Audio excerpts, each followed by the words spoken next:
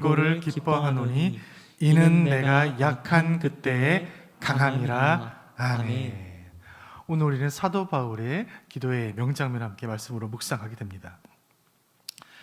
인생을 살다 보면 내가 원하지는 않았지만 부득이하게 내 자신에 대해서 누군가에게 이야기를 해야 할 때가 있습니다. 여러 사람들 앞에서 자신을 드러내야 할 때가 가끔 찾아오죠.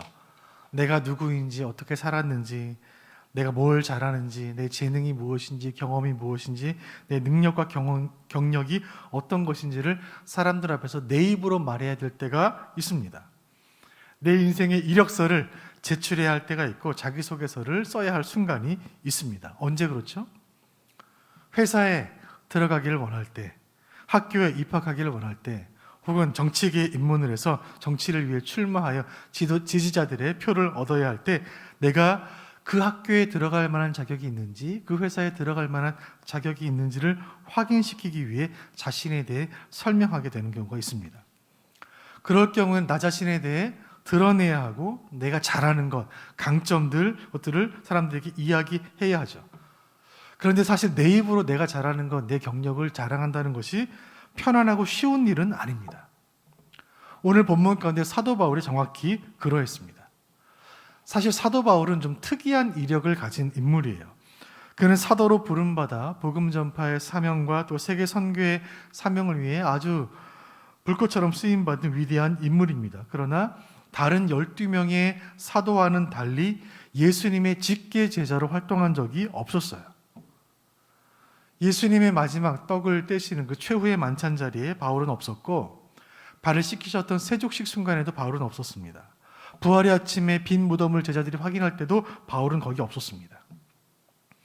바울은 다메섹 도상에서 예수님을 만나 그때 부름을 받았기 때문에 다른 제자들, 다른 12사도들과는 이력이 좀 달랐습니다.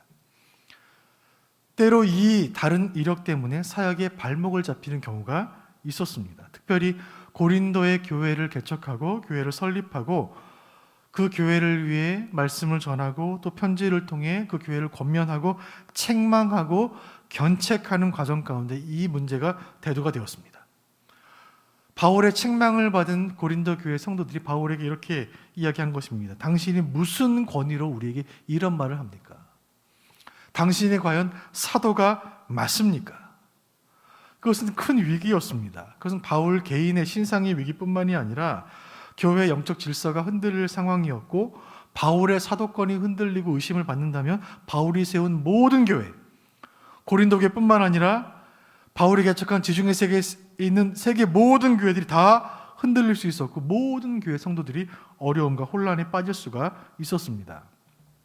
바울은 자신의 권위를 성도들 앞에서 확립해야 했습니다. 정말 부득이하게 자신을 드러내야 할 순간이 온 것입니다. 그것이 교회를 지키는 일이요, 성도를 지키는 일이기 때문에 바울은 그렇게 했습니다.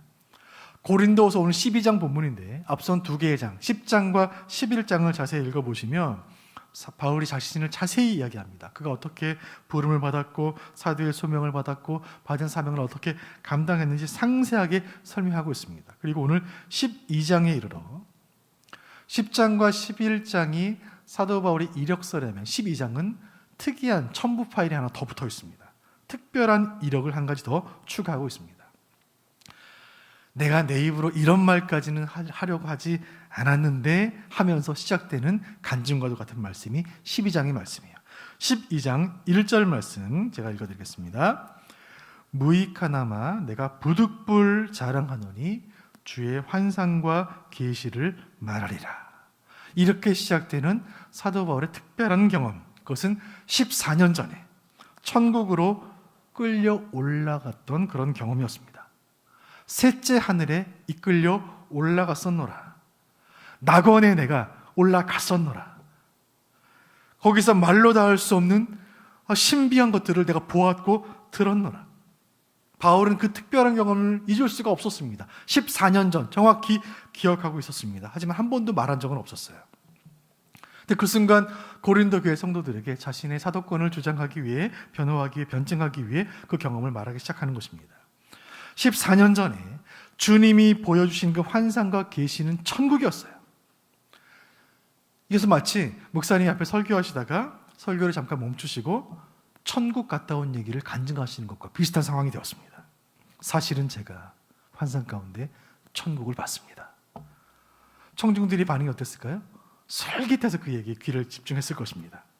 그런데 이 사도 바울은 자신이 경험했던 천국의 영광에 대해 말하거나 사람들의 호기심을 끌거나 천국에 다녀온 특별한 목사님이라고 그런 사도라고 인정받고 싶은 마음이 전혀 없었습니다. 그래서 오늘 본문 오늘 6절부터 읽었지만 1절부터 5절까지를 읽어보시면 그곳을 보았지만 그곳이 어떤 곳인지 설명하지 않아요. 거기서 주님께 어떤 말씀을 들었지만 무슨 말씀을 들었는지 말하지 않아요. 그리고 6절 말씀에 이렇게 말합니다. 6절은 같이 보겠습니다. 6절 시작. 내가 만일 자랑하고자 하여도 어리석은 자가 되지 아니할 것은 내가 참말을 함이라. 그러나 누가 나를 보는 바와 내가 듣는 바에 지나치게 생각할까 두려워하여 그만두노라. 지나치게 생각할까 두려워하여 그만두노라. 나는 하나님의 손에 이끌려 낙원에 갔다 온 사람입니다. 천국을 본 사람입니다. 그런데 더 이상 거기에 대해 말하지 않겠습니다. 지나치게 생각할까 염려하여 그만하겠습니다. 그게 중요한 게 아니기 때문에 그래요.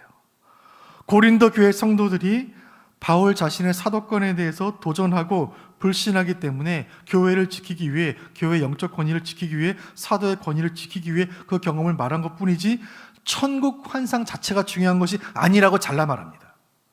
바울에게는 복음이 중요하고 생명이 중요하고 사명이 중요하고 예수 만난 이후에 변화된 자신의 삶이 중요한 것이지 예수를 전하는 것이 중요한 것이지 천국 보고 왔다고 사람들이 신기해하는 그 시선을 받거나 그것을 자랑하고 싶은 마음이 추호도 없었습니다.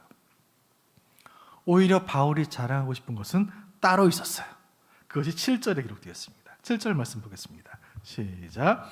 여러 계시를 받은 것이 지극히 크므로 너무 자만하지 않게 하시려고 내 육체의 가시 곧 사탄의 사자를 주셨으니 이는 나를 쳐서 너무 자만하지 않게 하려 하심이라.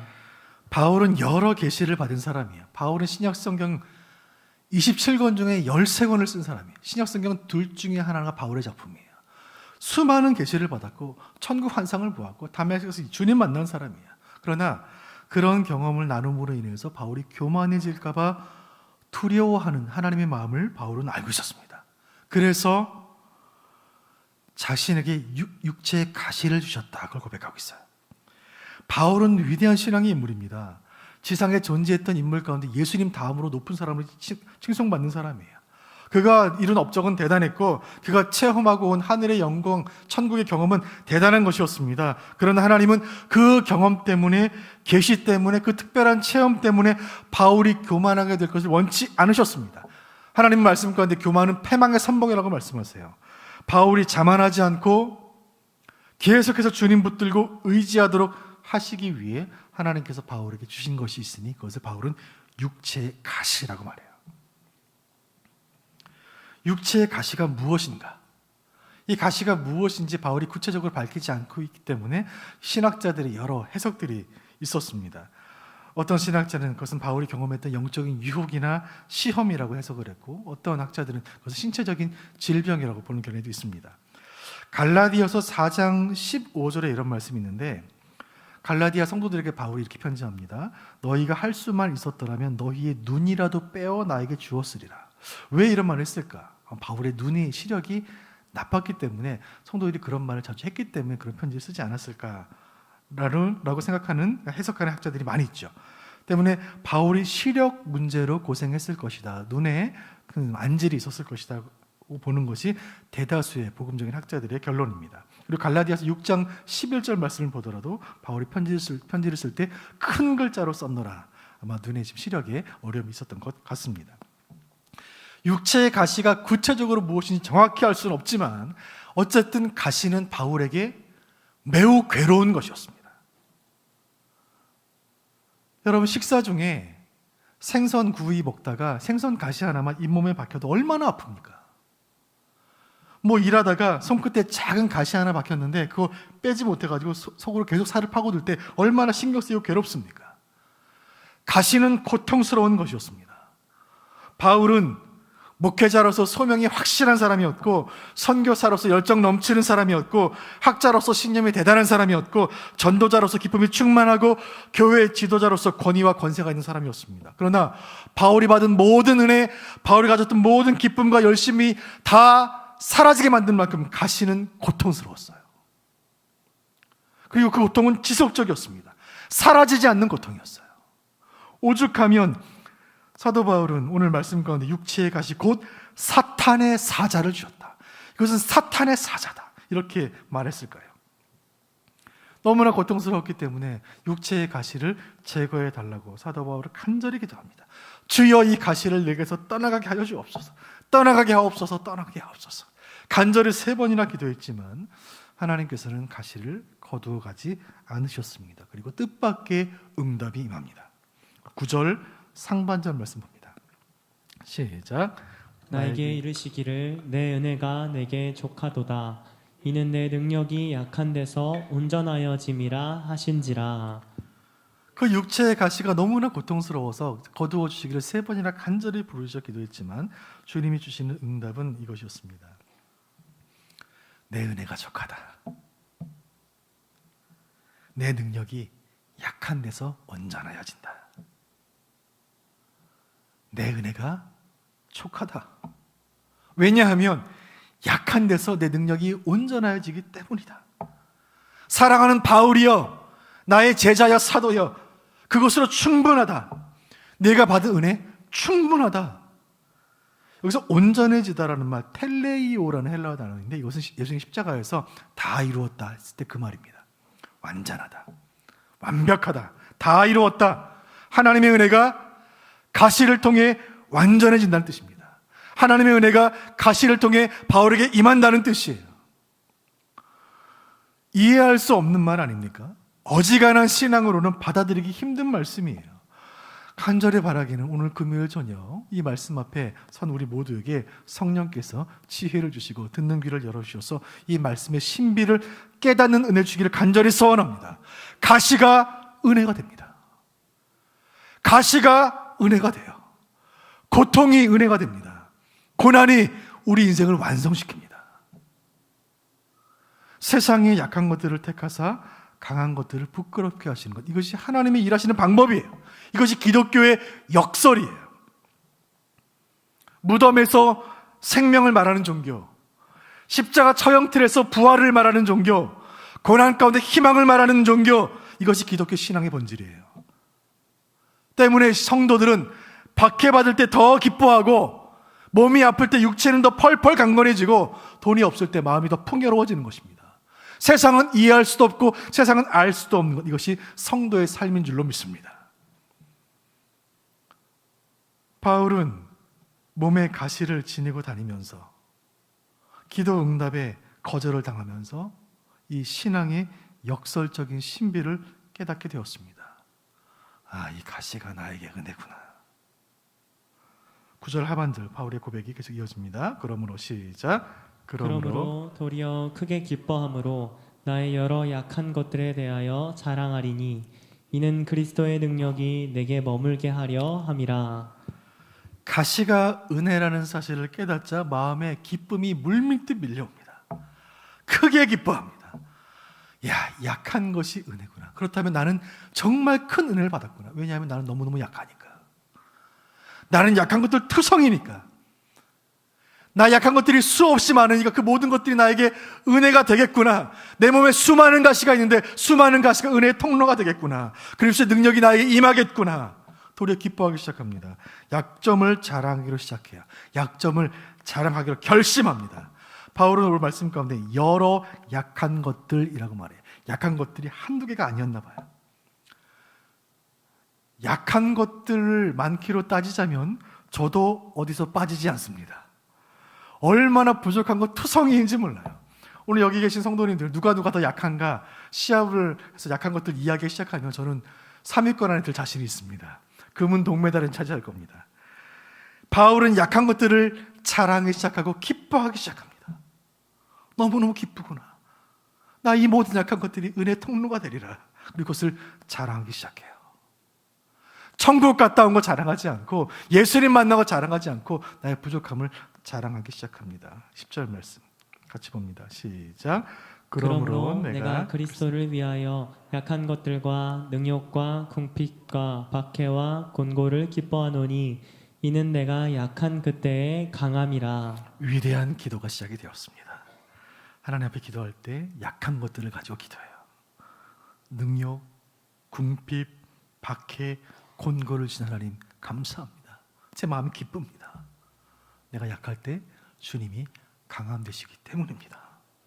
그 순간 그리스도의 능력이 바울에게 임합니다. 여러분, 이것이 복음이에요. 내가 약할 때 강함 되시리라.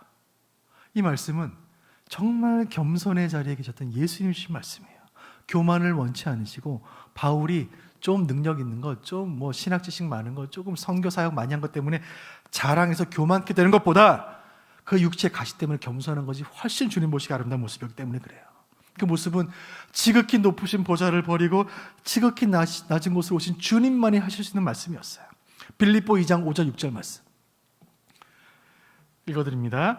너희 안에 이 마음을 품으라. 곧 그리스도 예수의 마음이니 그는 근본 하나님의 본체시나 하나님과 동등됨을 취할 것으로 여기지 아니하시고.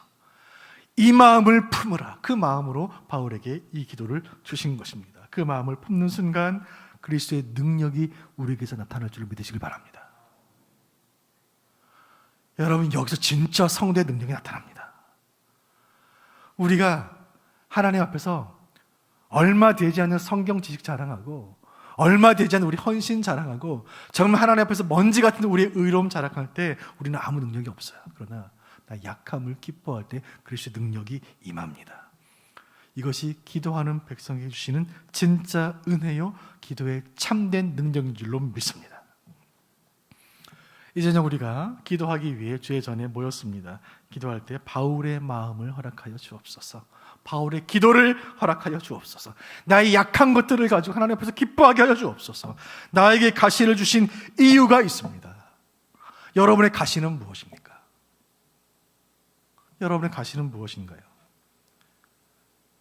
나를 힘들게 하지만 그런데 내가 기도해도 거두어가지 않으시는 그것이 무엇입니까? 누군가에게는 건강이 어려움일 수도 있겠습니다. 누군가에게는 풀리지 않는 물질의 문제일 수도 있겠죠.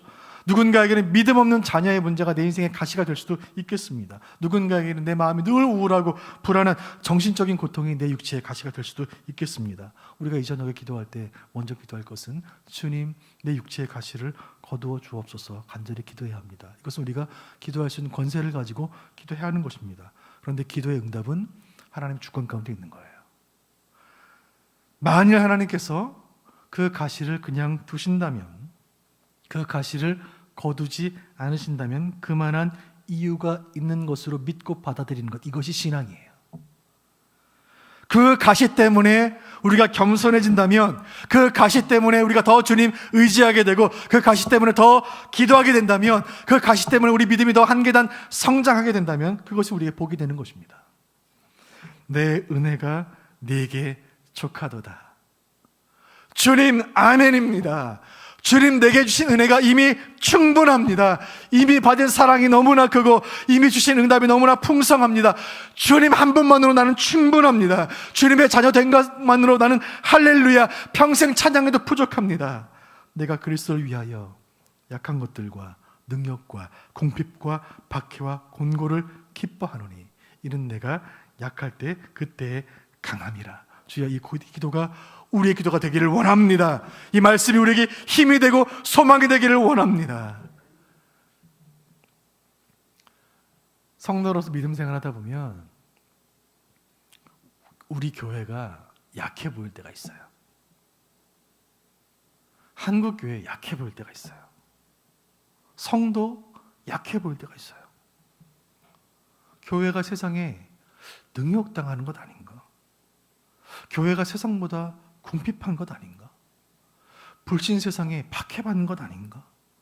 내가 성도로 살아가면서 지치고 곤고할 때가 있습니다.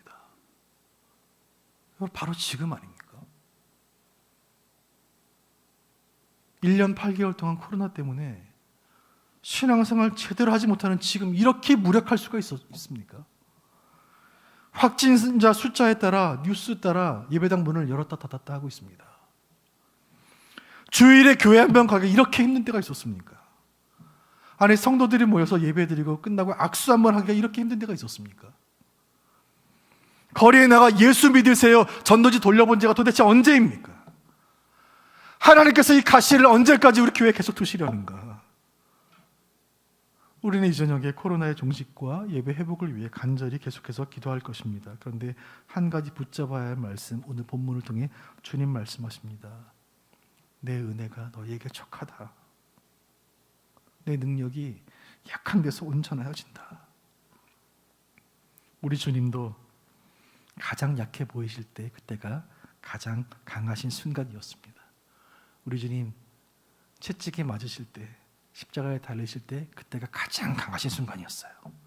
우리 주님 겟세마네 기도하시면서 아버지 어찌하여 나를 버리셨나이까 십자가에서 외치실 때 그때가 주님이 가장 약해 보이지만 실은 가장 강하신 순간이었습니다. 사랑하는 성도 여러분, 이 저녁에 함께 기도하는 기도의 동역자 여러분, 우리 교회는 예배에 제약받고 있는 지금 가장 약하기 때문에 우리는 지금 가장 간절히 부르짖을 것이고, 그렇다면 지금이 가장 강한 순간이 될 줄로 믿습니다. 가장 약할 때가 가장 강한 것입니다. 우리의 성도들 해결되지 않는 인생의 문제 때문에, 육체의 가시 때문에 답답하고 지쳐서 가장 약해진 이 순간, 우리가 주님밖에 소망이 없어서 납작 엎드려 기도에 무릎으로 나아가는 이 순간이 우리에게 가장 강한 순간이 될 줄로 믿습니다. 기도하는 이 시간이 가장 강한 순간인 줄로 믿으시길 바랍니다. 여러분, 내가 죽어야 주님이 일하시는 것입니다. 교만이 꺾여야 역사가 나타나는 것입니다. 내게 주신 가시가 은혜의 통로가 된다면 내 안에 있는 수많은 연약함들이 모두가 은혜의 축복의 통로가 될 줄로 믿습니다. 내가 잘해서 내 인생 잘 되는 줄로 착각하고 내가 열심히 해서 내 인생 성공하는 줄로 알면 그것이야말로 저주가 아니겠습니까? 이 저녁 우리가 기도할 때에 하나님 나에게 주신 가시가 무엇인지를 묵상하며 기도하기를 원합니다. 주여 이 잔을 내게서 돌리옵소서. 주여 이 가시를 내게서 체하여 주옵소서. 나의 질병 고쳐 주옵소서. 나의 문제 해결하여 주옵소서. 나의 자녀 불쌍히 여겨 주옵소서. 내 마음의 병 치유하여 주옵소서. 주님 원하시면 기적 같은 치유로 이 밤에 회복이 일어날 것입니다. 그러나 하나님께서 그 가시를 그대로 두신다면 그것은 가시를 통해 새로운 은혜, 우리가 알지 못하던 은혜를 주심으로 인하여 가장 약할 때 강함 되시는 주님을 더 의지하게 하시는 주님의 뜻인 줄로 믿으시기를 바랍니다. 오늘 이 밤에 우리가 주님의 긍휼을 바라며 기도할 때에 이 저녁의 기도가 내 인생의 기도의 명장면이 되기를 주님의 이름으로 축원드립니다. 같이 찬양하고 기도의 자리에 나가겠습니다. 약할 때 강함 대신에 간절히 주님께 찬양 올려드리고 함께 기도하도록 하겠습니다.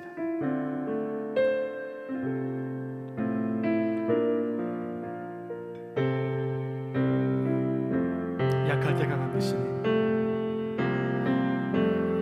약할 때 강함 대신에 나의 보배가 되신 주 나의 모든 것,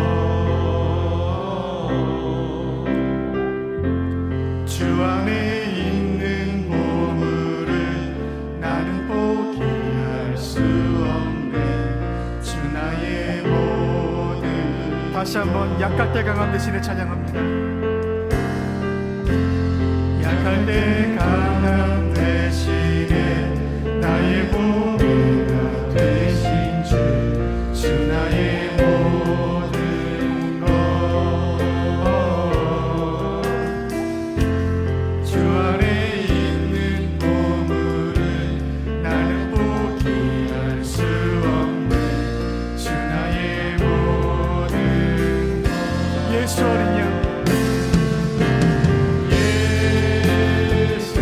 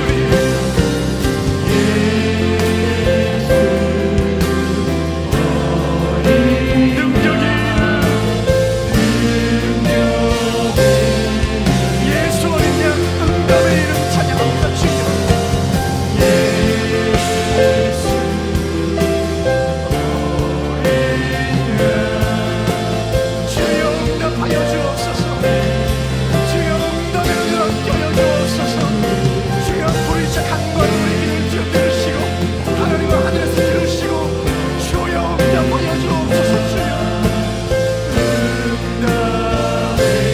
예수 어린 양 치유의 이름 주여 예수 치유의 이름 주여 기적을 주옵소서. 주여 회복의 은혜를 넣어요 주옵소서. 예수 어린 양 치유의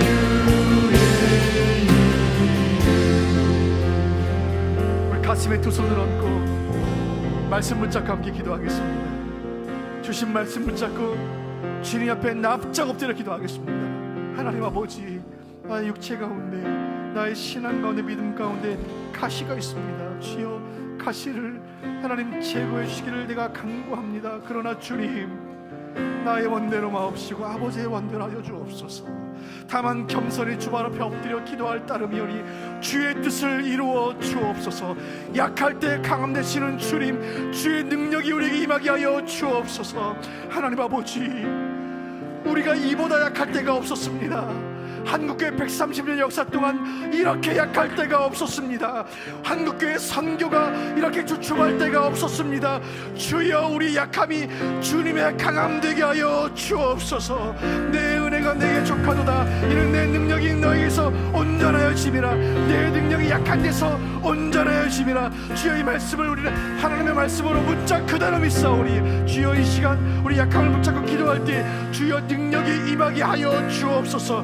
나의 약함이 주 안에서 온전하게 지게 하여 주옵소서. 우리가 약할 때 주님 강함 되게 하여 주옵소서. 주여 은혜를 주옵소서. 두 번 간절히 부르짖고 말씀 붙잡고 합심으로 기도하겠습니다. 주여 은혜를 주옵소서. 주여 은혜를 주옵소서. 살아계신 아버지, 내 은혜가 내게 족하고 이는 내 능력이 약한 데서 온전하여 짐이라. 주여, 하나님의 말씀이 나에게 임한 말씀을 믿습니다. 주여, 하나님을 사랑하여 주옵소서. 하나님 아버지, 약한 때 강한 되시는 주님, 하나님 아버지, 한국교회가 이보다 약한 데가 없었어. 주여, 한국교회를 불쌍히 여겨주옵소서. 아버지 하나님, 우리가 약한 때가 없었사오니 주여, 우리를 불쌍히 여겨주옵소서.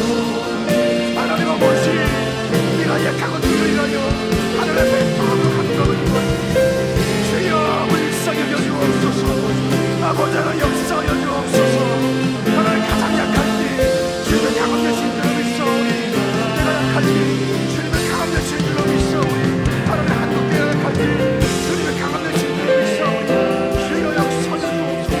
나의 모든 교만을 걷으시고 우리의 모든 하나님 역사하여 주옵소서. 주여 은혜를 주옵소서. 하나님 아버지, 나의 신가치가 내 은혜의 통로가 되게 하여 주옵소서. 하나님 아버지, 하나님 아버지, 주의 보좌 앞에 무릎 나가니 하나님께서 부으시는 은혜가 우리의 심령과 우리의 지속과 성령과 주의 인도하시는 역사하여 주옵소서.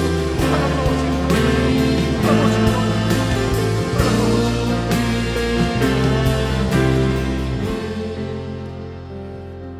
여러분이 이 시간 가슴에 두 손을 얹고 다시 한번 간절히 기도할 때에 하나님 앞에서 내가 얼마나 약한지 주님께 아뢰는 기도를 올려드리겠습니다. 내가 얼마나 힘든지, 내가 얼마나 외로운지, 고독한지, 내가 얼마나 지쳐있는지 주님께 고할 때 우리 약함을 통하여 주님의 능력이 임할 줄로 믿습니다. 마음속의 탄식과 마음속의 간절한 기도의 소원을 가지고 주님 앞에 나아갈 때에 저를 따라하시고 함께 기도하겠습니다. 주여 은혜를 주옵소서. 주여 은혜를 주옵소서. 합심으로 기도합니다. 하나님 아버지, 다시 한번 기도할 때에 우리의 연약함들을 인하여 주 앞에 나아갑니다. 하나님 아버지, 우리가 지쳐있습니다. 우리 연약합니다. 우리 육체가 연약합니다. 우리의 마음이 연약합니다. 우리가 물질적으로 연약합니다. 우리의 신앙이 연약합니다. 우리의 자녀들 불쌍히 여기시고 우리의 수업부에 불쌍히 여겨주시고 우리의 무관들, 우리의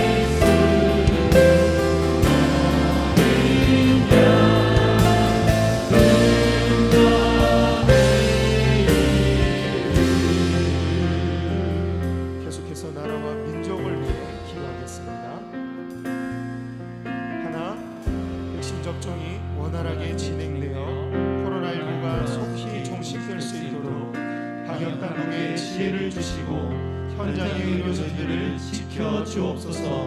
아멘. 둘, 교회가 동역하고 있는 12개국 14명의 파송 및 협력 선교사님들의 사역을 통해서 민족과 열방이 주 앞에 돌아오게 하옵소서. 아멘. 셋, 모든 성도들이 일터 선교사로 가정 선교사로 사명을 감당함으로 이 땅에 하나님의 나라를 이루게 하옵소서. 아멘. 이 시간 다 함께 주여 은혜를 주옵소서 두 번 간절히 외친 후에 나라와 민족을 위해서 함께 기도하겠습니다. 주여 은혜를 주옵소서.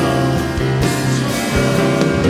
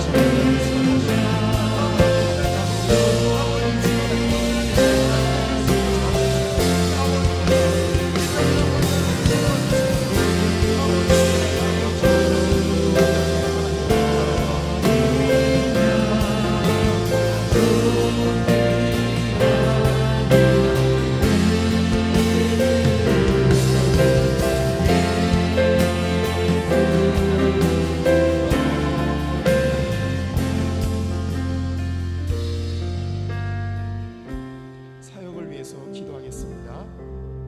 하나, 주일 설교 시리즈를 통해 말씀의 부흥과 영적인 성장이 있게 하옵소서. 아멘. 둘, 새가족 모임을 통해서 새가족들이 구원의 확신을 가지고 주님의 사랑 안에서 한 가족임을 확인하게 하옵소서. 아멘. 셋, 하반기에 진행될 목장 모임과 양육 훈련을 통하여 온 교회의 말씀의 은혜와 교제의 기쁨이 풍성케 하옵소서. 아멘. 이 시간 주여 사역의 은혜를 주옵소서. 주여 사역의 은혜를 주옵소서. 두 번 외친 후에 사역을 위해서 함께 기도하겠습니다. 주여 사역의 은혜를 주옵소서. 주여 사역의 은혜를 주옵소서.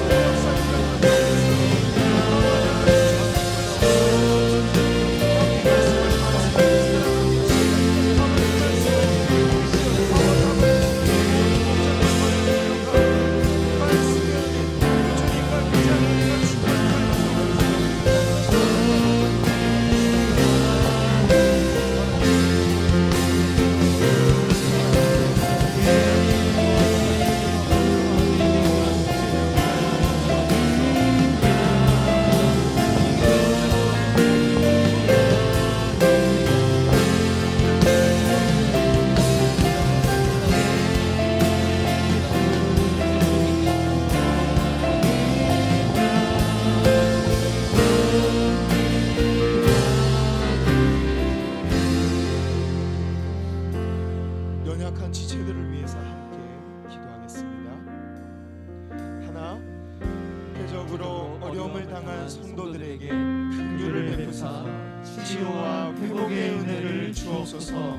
아멘. 둘, 영적으로 연약한 지체들에게 예배가 살아나고 기도가 회복되는 은혜를 주옵소서. 아멘. 화면에 나와 있는 장기 환우분들 그리고 우리 환우분들 한 분 한 분 이름을 불러가며 주님 그들에게 주옵소서. 간절한 마음으로 기도하기를 원합니다. 이 시간 주여 회복의 은혜를 주옵소서. 주여 회복의 은혜를 주옵소서. 두 번 간절히 외치는 환우들을 위해서 함께 기도하겠습니다. 주여 회복의 은혜를 주옵소서. 주여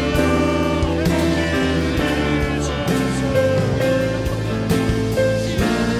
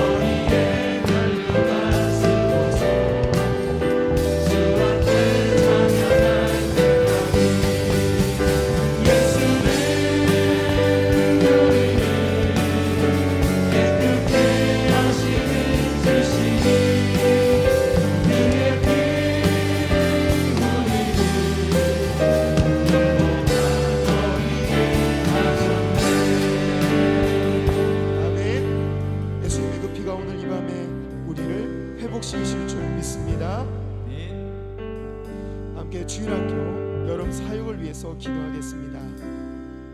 하나, 어려운 상황 속 다시 읽겠습니다. 하나, 주일학교의 모든 부서가 여름 사역의 풍성한 열매를 맺게 하시고 다음 세대의 성장과 부흥으로 이어지게 하옵소서.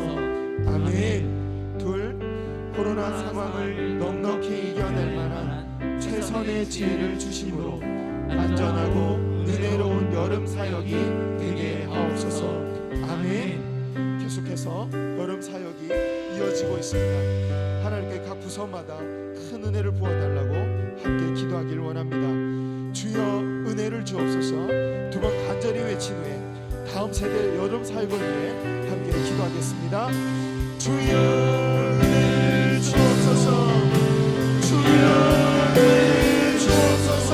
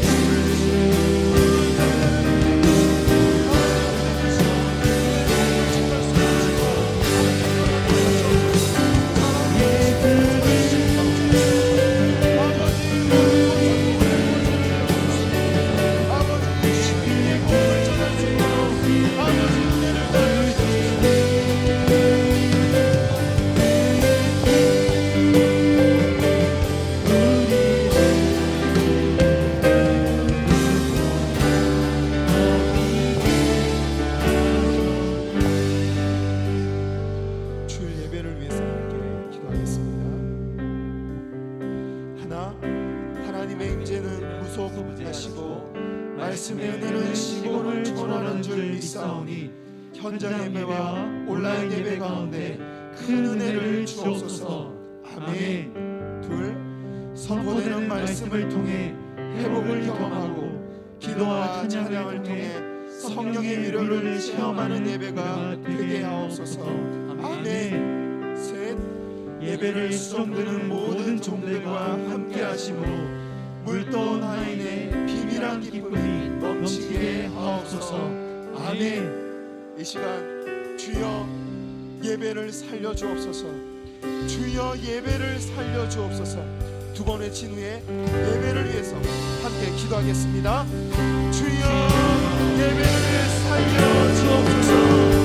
주여 예배를 살려 주옵소서.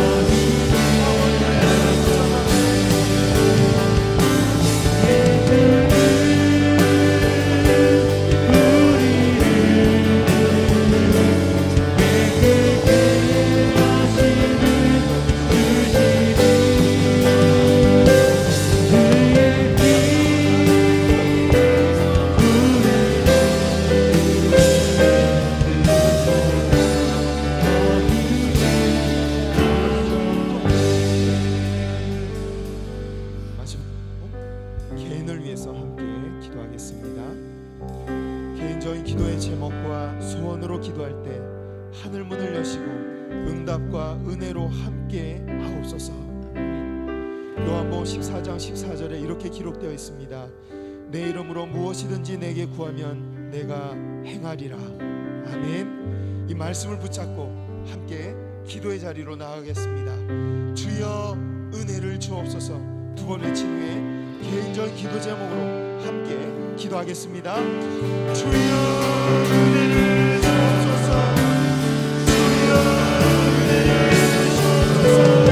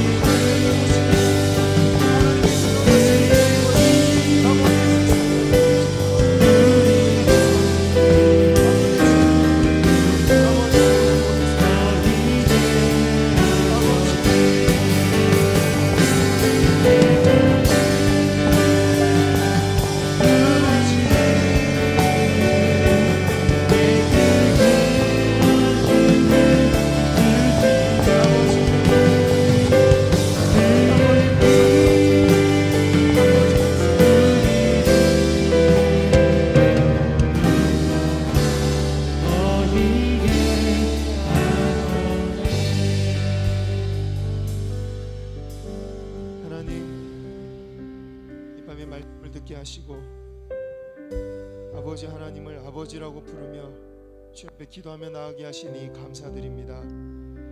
우리가 하나님을 아버지라고 부를 때 우리를 자녀 삼아 주시고 능력을 베푸시고 우리 모든 삶 가운데 임재하시어 구원하실 줄 믿습니다. 내 이름으로 구하면 하나님께서 들으시겠다고 말씀하셨사오니 우리의 모든 간구를 들으시고 하나님의 능력을 베푸셔서 우리가 하나님의 소유인 것을 만민이 보아 알게 하여 주옵소서. 우리를 구원하시고 하나님 이름에 합당한 영광을 받아 주옵소서. 이 모든 삶을 살려가기 위하여 예배를 가장 먼저 살려주시기를 원합니다. 주일 예배 가운데 말씀을 살려주시고 기도를 살려주시고 찬양을 살려주시고 섬기는 자들 위해 생명력이 다하게 하여 주옵소서. 이 밤에 우리의 모든 기도를 들으신 주님 응답하시고 영광 받아 주옵소서. 하나님께서 지키시고 보호하실 줄 믿고 감사드리며 예수 그리스도의 이름으로 기도드립니다. 아멘. 주도문으로 모든 예배를 마치겠습니다. 하늘에 계신 우리 아버지여, 이름이 거룩히 여김을 받으시오며 나라의 마옵시며 뜻이 하늘에서 이룬 것 같이 땅에서도 이루어지이다. 오늘날 우리에게 일용할 양식을 주옵시고 우리가 우리에게 죄 지은 자를 사하여 준 것 같이 우리 죄를 사하여 주옵시고 우리를 시험에 들게 하지 마옵시고 다만 악에서 구하옵소서.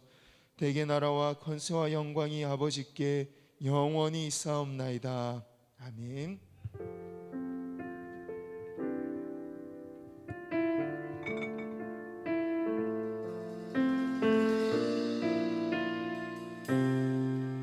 함께 찬양하겠습니다. 약할 때 강한 되시네. 약할 때